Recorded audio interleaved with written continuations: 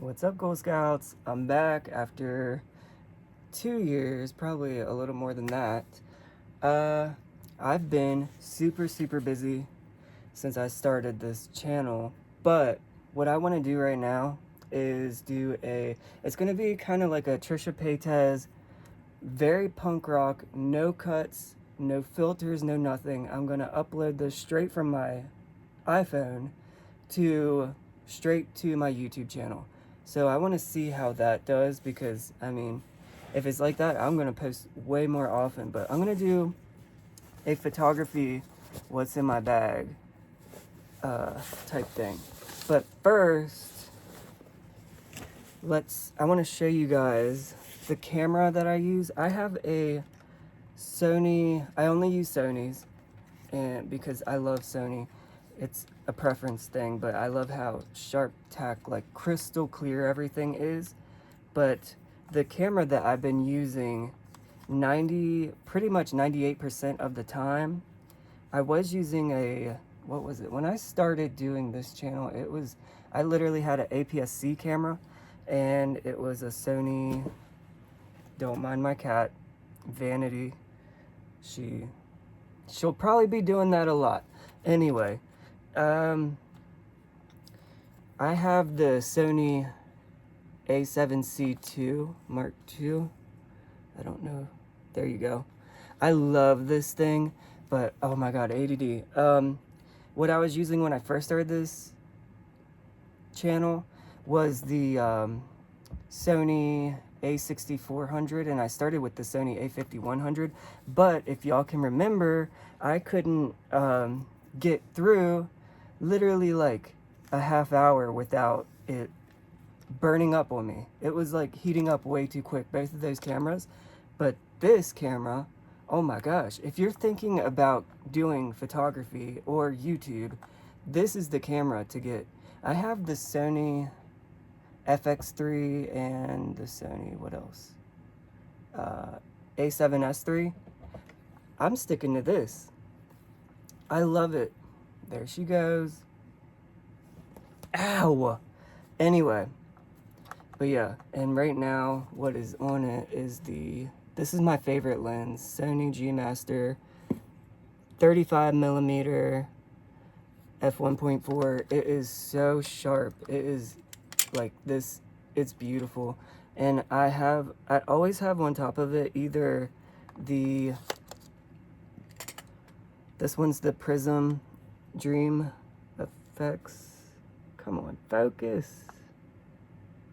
Anyway, trust me, it's the Prism Lens Effects Dream 67mm. I use this on a lot of my photos lately, or the, which one was it? Tiffin Black Pro Mist. I forget what the measurement is on it though. But yeah, so, and all the filters pretty much go on this one because it looks so good on it, but I'm going to get it for my 85, 135. They also now make magnetic things that you can use this filter on all your lenses. It just screws, or it can either screw in or magnetically clip on, which the magnetic ones scare me because I'd be scared if I bumped it, it would come off, because I'm not very rough on it, but I know some people out there are. But yeah, so 35mm. But this camera is the best. It does this, and I don't know if y'all remember the other ones I've had, only either like the APS-C ones, the 5100 did it where it would come out and then up and it would face you this way, the screen, but it was still, I don't know. I like how this one, the screen is like facing you, and you can flip it around if you're taking pictures. You can do this if the sun's in your eyes or something. Like, I love this camera. It is so good. I have the Sony A7CR, but that takes up way too much. 61 megapixels is crazy. 33 megapixels is perfect for me. It doesn't take up too much space. You don't need crazy SD cards, which I still get. Even for beginners, you need to get this is the one I always use. It is a pro grade. Is it focusing at all? Come on. Pro grade. It's the read speed is 300. It's a 128 gigabyte memory. It is a SDXC V92 UHS2. Why is it not focusing? Anyway, yeah. So from ProGrade's a good one. SanDisk is another good one. Those are the only two that I use. There's another one, Lexar, I can't remember, but don't get that one. That's one a lot of people have issues with, and they're always super slow, even if you pay extra money for the UHS2, V90, V60, whatever. So just stick with the ProGrade or SanDisk. But, and then on top of here, this is for my flash. It is the X Pro S. I use a Godox system. I have the 8200 Pro and the 8300 Pro, and I'm about to get either the 8400 Pro, the new one, or the 600 for outside shoots, even though the 300 is good. I love that one. And the 200 is a good pocket one that you can literally hold while you're taking pictures. I've had to do that so many times. So, yeah. So that's my camera that I use. And then on to what's in my photography bag.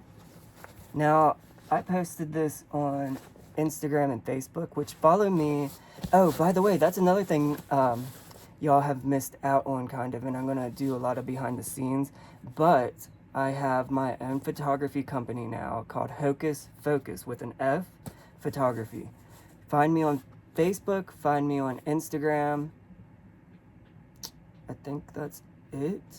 But yeah, so, and since I'm doing this like really punk rock, like in like the Trisha Paytas kind of way, where she just records her video and then puts it straight up from her phone, if I remember to post the links to those, I will. But if not, please follow me on there, because that's where I spend most of my time anymore, because photography has been taking up my whole life, and I love it though, because that's what I love to do ever since high school.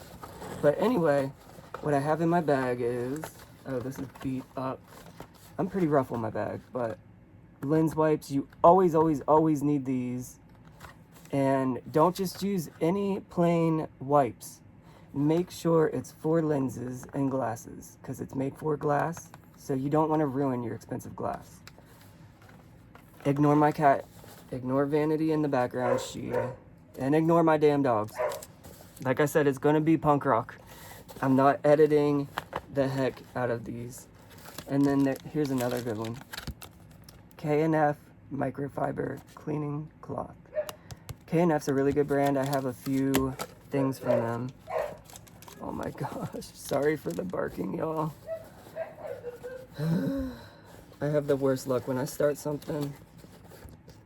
Oh my gosh, so one of my lenses, good thing I did this, because one of my lenses is missing a cover.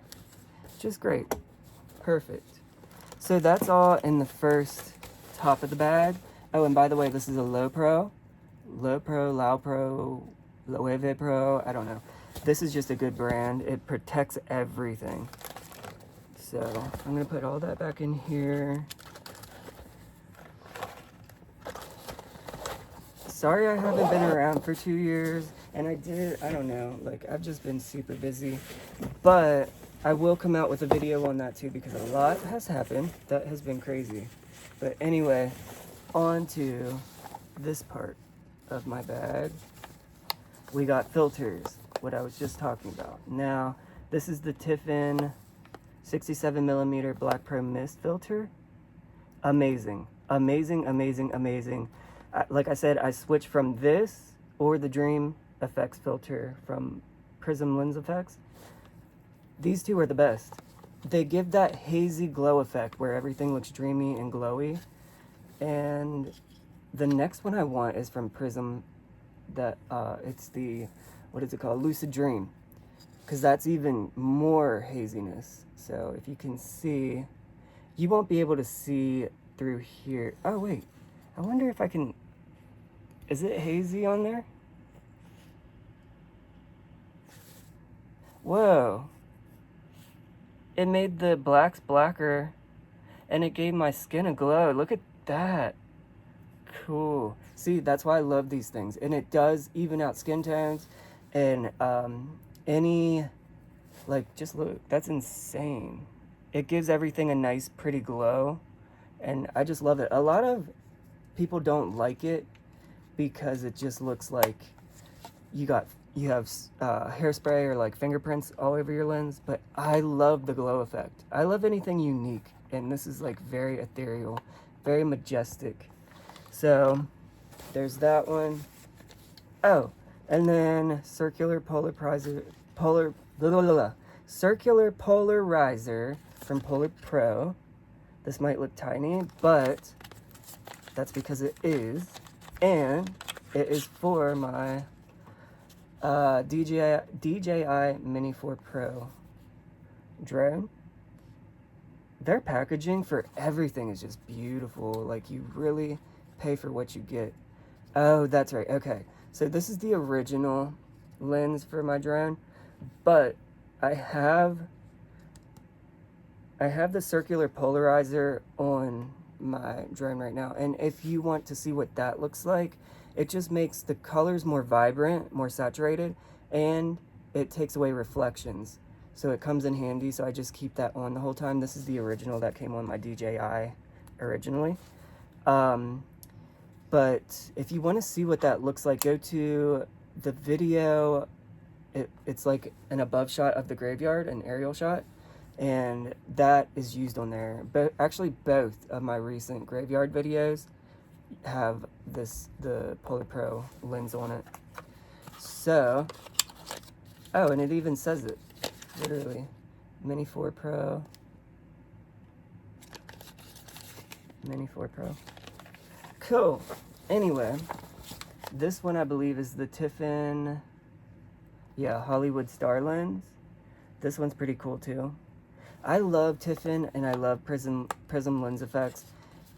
Prism though is very overly priced. If you want really good quality, but you don't want to waste so much money, even though in photography, the more money you spend on something, the more worth it is and the longer it lasts. I'm noticing this. I've started photography really in 2012. I started in 2008 because I was given my first, I started with a Nikon APS-C years, like I said. I got it in 2007 and I really started messing with it around 2007, 2008. And, wait, I want to see. But yeah, I started with a Nikon. It was like a D3300 or 3500. It was a really, really, really good camera for an APS-C. But anyway, to this Hollywood Star filter, anything shiny, anything blinged out, like, okay, let's see if it'll do it on here. It'll do the starburst effect. Anything glittery, it's not. I think with this you have to do, like, just go to my Facebook and or Instagram, anywhere you see like a starburst effect coming from like something shiny, that's this. And if you can see, it has, can it, ignore my cat in the background again. See, okay, there's like scratch looking things. That's what causes the starburst effect. And the cool thing about this one is the more you can turn it, and the more you turn it, you can get the 4-star point effect where it's just just 4 points, or you can do the 6 or 8 starburst points on anything shiny. Like, this thing is awesome too. I love it. It was popular in the 80s also. And when I was at, when I was talking to the guy at B&H in Tiffin, he said, like, it's crazy people are buying these again because this was, like, literally popular in the 80s. So, and I can see that. It gives that 80s vibe. Same with these, though, too. the 80s were really big on black pro mist, or like just like the foggy, hazy kind of vibe. Even on TV shows, that's where a lot of them use it. Here's the K&F Nano SK filter. Oh, another star filter. This is another one. And is this another one that does...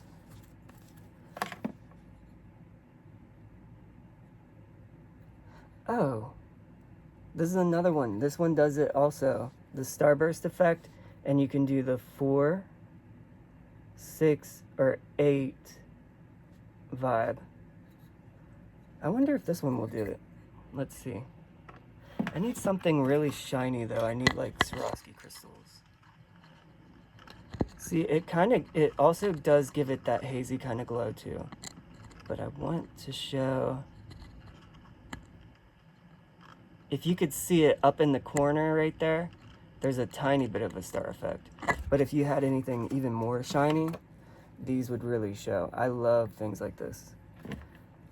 Anything for like an ethereal, magical kind of effect is what I want in my pictures, because I don't I don't want that, like everybody does that where their photos look so much alike, crystal clear, and I get it because a lot of people will pay to have their photos look normal with like very true to color. With me, I like sepia tones. I do true to color also, but then that's when I'll add these for like, because I can't be like every other photographer. I don't want to be like everyone. Here's another K&F. This is, I believe this is a V&D. What is this one? Oh, a CPL. So this, for like bright sun, like harsh sun, you use this. Wow, you can tell that's really good glass. Oh, I like the look of that. Look at the background. Whoa, so cool. Sorry y'all, my ADD is so bad, but that is the CPL. If you want good CPL filters, I say K&F is a good one. That's cheap, not too cheap, but still good enough to where you get the best glass and the best like pictures or videos. But Polar Pro is the best you can get if you get the Peter McKinney ones, which I have on the way. That was a $240 just filter. Whoops. But that one, I have a V&D coming in and a CPL. I forget which one is like the 230, the Peter McKinnon one, whatever that is. This is, I don't know. I think that's just one that I got when I first started years ago from Best Buy. When I started, I thought if I just walked into Best Buy, anything they offered, since they're known for, you know, their electronics and stuff, I thought anything they had must be good, so I'm just gonna buy it. And that way, since I don't know much about photography yet, at least I'll have something. But I slowly learned you have to memorize your thread count or whatever the size of your lens is. And this one, see, that's how you can tell. When you buy a filter, it'll have like a little, almost like, it's like a oval with a line through it. I forget the name of that, and then a number. This one's 67, so that's for a 67 millimeter filter. See, so 67, 67. And the cool thing, like I said earlier, they're making it's like little things, I guess they're called cookies, where you can screw it on and then you can use that filter for at least 95% of your lenses, because it'll have a thing you can screw on each lens and put that on each time, so where it fits. So yeah, now we're not even through all of my filters because I'm so ADD. I'm sorry y'all. Oh, wait, what's this one? Okay, so this is the filter. This one fits on my 50 millimeter. It's just a regular Sony one. Oh, look at that though. That's beautiful too. Whoa, you can see more detail, I think. Whoa. And you can twist this one too. Because it, like, different, like, the brighter something is, or if you have to see through something, like this is a CPL, I think. Yeah. So if you're taking photos of a car and the reflection's still there, just twist, and it should slowly dial it in where it takes away the reflections. Or if you're taking pictures of like a waterfall or the river, anything, a pool, just twist this, and it'll slowly take the reflection away. I don't know what's in this one then. Let me see. Come on.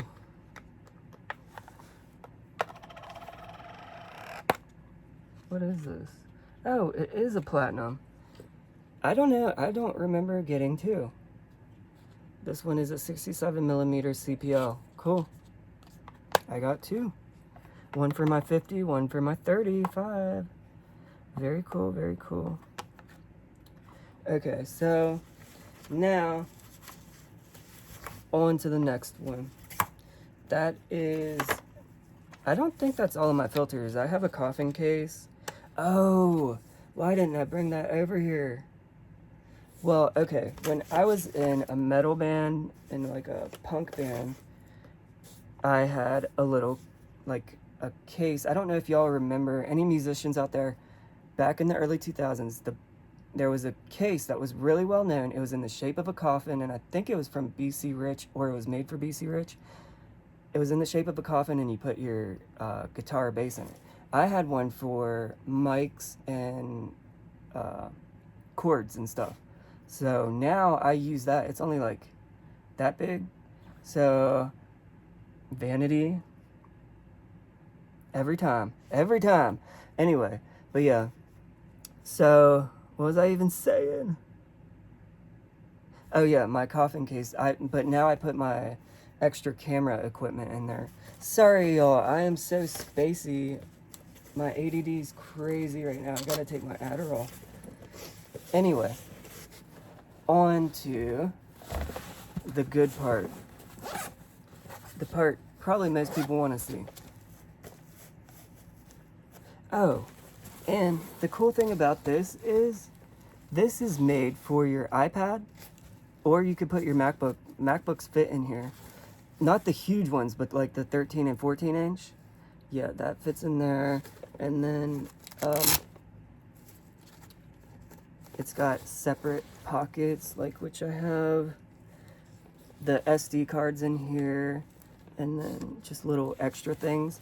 And then here's what everybody wants to see, I think. Oh, and then another thing, before I forget, it's literally spots for your SD cards, like new ones. So it's so sick. I love low pro backpacks for photography and stuff. But anyway, okay. So let's start with lighting. Here is an extra little light that does, it's little, it's a aperture, I forget the name of this, but it comes in handy so much. It comes with its little like softbox filter for a glow. It is the, damn, it doesn't say it anywhere. Just aperture. If you look up aperture, and it's magnetic, so you can put it on anything metal where that it'll stick to. It is beautiful. It's bright. You can do all colors. You can do effects. Even like a staticky TV, like Halloween, you can do like the flame effect where it looks like you're standing by a fire, or you're in hell, or you could do, what else was it? The staticky TV where you can act like you're from The Grudge. It's just this little thing, and it gets bright. So I have 2 of these, and I'm about to get 2 more. And it also, you can set it on a tripod. So this thing just comes in handy everywhere, all over. I love this thing so much. It comes with the little case. That's how you know you're getting something good. It's perfect. So I keep this on me if I need like extra lighting or something. The rubber case never comes off because it's perfect. And I love soft lighting for the hazy effect. So yeah. And then next we got, this is the Sony 50mm. Everybody needs a 50mm lens in their photography bag. It's the most common. You can get a regular 50mm lens, like a native one, for cheap. Like this, when I got it for Christmas. Actually, my dad got it for me, and from B&H Photo, the best place to get it. Right now it's got the Sigma back case on it because something else has the Sony. But anyway, yeah, this is a 50mm 1.8. It does beautiful pictures. Like, it's crazy for $200, and I think it's on sale right now for like $180 or something. This is a beautiful lens. So if you're starting out, if you're a beginner and you wasted all your money on a full frame camera, get this. It will have professional effects. Like, literally, it'll make your pictures look so professional, like you're using a $2,000 lens. It's crazy. But this, sadly, is the cheapest lens that I have to offer in here. This one, well, okay, my 35, which is one of my most used, that was $1,400. I got it when it first came out. It's a Sony G Master. That's as native as it gets. It's the premium line, luxury, luxury, luxury, and it shows because it's crystal clear, super tack sharp. This is worth it. And then if you want something a tad bit cheaper, but still with all the bells and whistles and like super clear, where if you compared a G Master lens to a Sigma art lens, you couldn't tell the difference for the most part. Sigma is one of the best, especially on Sony, because they act like native lenses. It'll do all the fast eye tracking and everything. This is the Sigma 85